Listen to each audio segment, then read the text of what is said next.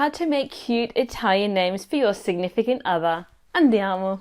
The basic rule of thumb is that you can add ino or ina, otta or otto to the ends of these words. Attenzione, the last one can be considered very rude in the wrong context.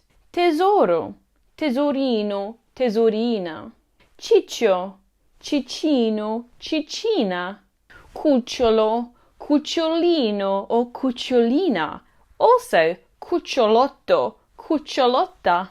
Papero, paperotto, paperotta. Passero, passerotto, passerotta.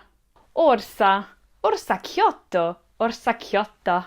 And the controversial one is patata, which becomes patatino or patatina. Attenzione, patatina is also used to mean this word, but it's perfectly fine to use it if you're in a couple or with children.